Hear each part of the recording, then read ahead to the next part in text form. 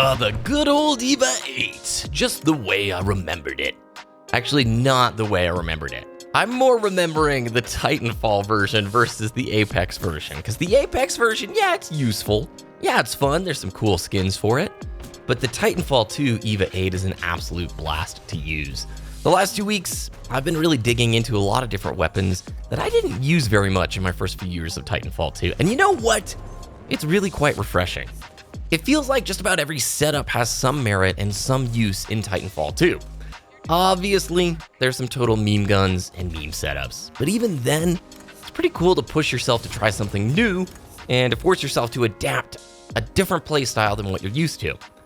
That brought me to movement shooters, or at least the concept of FPS games, or even third-person shooter games that have really fun movement systems, things with depth beyond just the normal get from point A to point B. You know, I grew up playing games like Unreal Tournament when I was younger.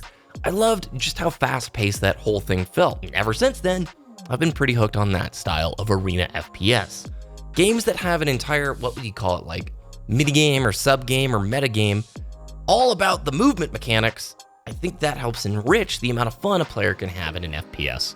Simply put, if it's a good time to move around in your sandbox, then the actual gunplay is just the cherry on top of the cake.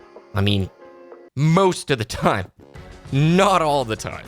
There are some games where I don't enjoy the extra mobility layer on top of it. Halo 5 is the first example that comes to my mind, where I'm a huge Halo fan. I love it, but advanced mobility in Halo 5 just never worked out for me. It never was something that I felt fit the sandbox like a glove, the way that Titanfall 2's movement system fits that game like a perfect glove. So just saying in a blanket statement, oh, extra movement tech is great for every FPS, that's not entirely true. It has to fit the title. And it got me thinking, does the depth of movement in games like Titanfall 2 come at a bit of a cost? That cost relating to accessibility for new players. So a month ago, I reviewed the population numbers for Titanfall 2, which saw a surge from Apex Legends. It was really cool to see the PC numbers especially jumping up in a pretty dramatic way. However, here we are a month later, and those numbers have really leveled back down to where they were pre-Apex Legends. And I was wondering why this is. Obviously, there's some new players that have stuck around, but for the most part, in my sessions the last 2 weeks, I'm running into a lot of the same people. And while it's cool to keep seeing some YouTubers and streamers and seeing the same group of players each night, it's also concerning to me in the fact that I'm like, I really believe Titanfall 2 is one of the best shooters out there right now. Yet there is a very small player base in comparison to some of the other peer games in the scene, some of its other competitor titles. Quake Champions is a game that I think also struggles with this same kind of concept, where there is a pretty hefty initial learning curve to get up to speed with the movement tech in order to be able to compete. Can a new player pick up Quake Champions and have a good time? Absolutely, but they're going to go through a bit of a meat grinder as the veteran players show off the tech and the expertise that they've accrued over many years of play. I think the same thing is very true about Titanfall 2 at this point. If you are a brand new player and you come into attrition and you get stacked against a full lobby of people who've been playing the game, they're like Gen 70 pluses, and they know what they're doing, it's gonna be hard. It's definitely gonna be one of those sink or swim moments where you're going to be forced to improve really quickly, or you're not probably gonna have the best of time. This even resonated when you listen to some of the developers talk about Apex Legends. I know a lot of people are like, where's the wall running? Where's the crazy movement tech in Apex Legends that we experienced in Titanfall 2? And they've had plenty of comments saying they've tried it out and it didn't work. In order for the BR to not be chaotic and unpredictable, they really needed to find a middle ground of some movement tech without the level of freedom that you had in Titanfall 2.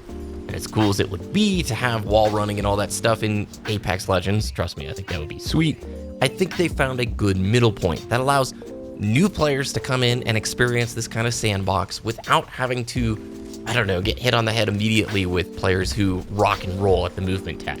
And trust me, I lean more towards the side of things with crazy movement tech, let things be ridiculous, and yeah, the learning curve be a little bit steeper for players. Because even 1 year ago, playing Titanfall 2 on Xbox, there was a much wider skill gap of players, and now it's really whittling down to the diehard and the pretty regular players, and it's fun, don't get me wrong, it's a really good time, but ultimately, I want to see a Titanfall universe where tons of people can enjoy the game from all sorts of skill levels. And again, I don't know if the two are even correlated. If you can say like, look, there's obvious reasons why Titanfall 2 population isn't what it should be. The tough launch, the poor marketing, those probably add up a whole lot more than just deep diving the game mechanics themselves.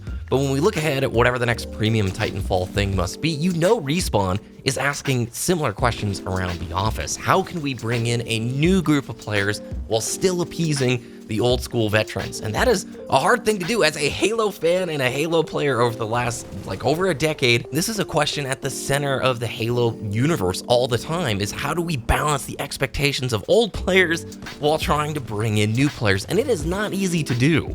But it is a question that I definitely want to hear a wide variety of answers from. So if you're somebody who've played Titanfall 2 in the past and you have a thought about this, leave it in the comment section down below, because I really do want to see what people think about this thing. Do movement shooters come at a cost, and that being accessibility?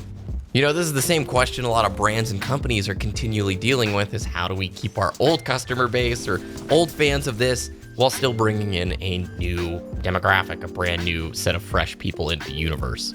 And I have an idea for that, Titanfall, and you could do it before the next preview game, and that would be making Titanfall 2 free to play. It won't happen. I don't know why it wouldn't happen at this point. It's been discounted far too many times to count.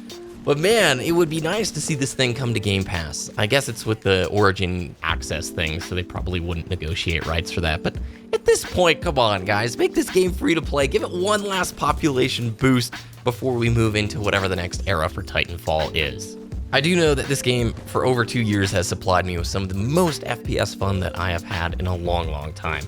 Something about Respawn, something about Zampella. They just know how to figure out this gameplay loop that just keeps you playing. And it's that same secret sauce that they had access to back in Modern Warfare 2, where just constant unlocks, a really fun gameplay loop, fast matches, and you want to keep playing. It's got that magical just one more game feeling. And whatever they do in the future, I hope it can keep that alive. It can keep that feeling rolling. So thank you very much for watching this video, and if you could, leave your thoughts in the comment section down below. I'm really interested to hear what your opinions are on this. Follow me on Twitter at BDKDragoon. I love to talk with you guys there, and please, if you enjoyed, thumbs the video up, subscribe, and hit the little alarm bell. Subscription boxes haven't been working super well as of late. Have a great rest of your week, and I will talk with you again very soon.